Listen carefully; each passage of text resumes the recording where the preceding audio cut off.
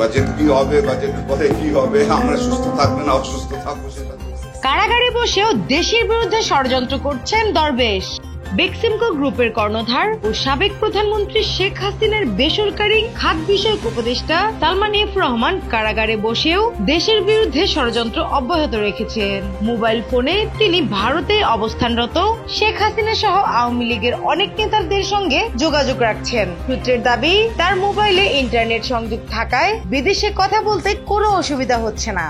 তবে কারা কর্তৃপক্ষ বলছে, কারাগারের ভেতর থেকে মোবাইল ফোনে কথা বলার সুযোগ নেই। তাকে যেখানে বন্দি রাখা হয়েছে সেখানে জ্যামার বসানো আছে। বৈষম্য বিরোধী ছাত্র জনতার অভ্যুত্থানে গত 5 আগস্ট সাবেক প্রধানমন্ত্রী শেখ হাসিনা ভারতে পালিয়ে যাওয়ার পর আত্মগোপনে চলে যান সালমান এফ রহমান। বেশ কয়েকদিন পালিয়ে থাকার পর গত 13 আগস্ট সাবেক আইনমন্ত্রী আনিসুল হক সহ পালানোর সময় রাজধানীর সদরঘাট থেকে তাদের গ্রেপ্তার করা হয়। পরে রাজধানী নিউ মার্কেট থানায় করা একটি হত্যা মামলায় সালমান এফ রহমানকে গ্রেপ্তার দেখানো হয়। এর মধ্যে সূত্রের বরাতে খবর পাওয়া যায়, কারাগারে বসে ভারতে অবস্থানরত সাবেক প্রধানমন্ত্রী শেখ হাসিনার সঙ্গে মোবাইল ফোনে যোগাযোগের সুযোগ পাচ্ছেন সালমান এফ রহমান। অসাধু কারারক্ষীদের ম্যানেজ করে মোবাইল ফোন ব্যবহারের সুযোগ পাচ্ছেন তিনি, যাতে ইন্টারনেট সংযোগ থাকায় বিশ্বজুড়ে যোগাযোগের সুযোগ মিলছে তার। আর এই সুযোগের মাধ্যমে দেশের বিরুদ্ধে ষড়যন্ত্র করছেন তিনি। এ বিষয়ে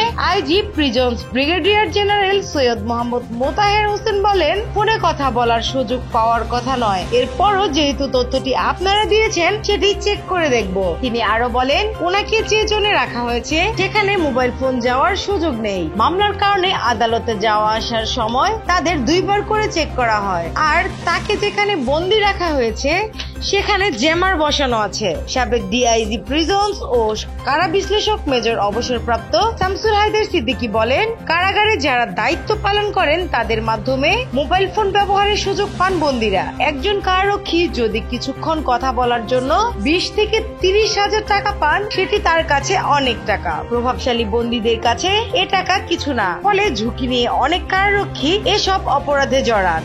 গত 18 সেপ্টেম্বর সিআইডি জানায়, রপ্তানি বাণিজ্যের আড়ালে প্রায় 1000 কোটি টাকা বিদেশে পাচারের অভিযোগে সালমান এফ রহমান সহ 28 জনের বিরুদ্ধে 17টি মামলা করেছে অপরাধ তদন্ত বিভাগ সিআইডি। স্নিগ্ধা আখি, দৈনিক নতুন সময়, ঢাকা।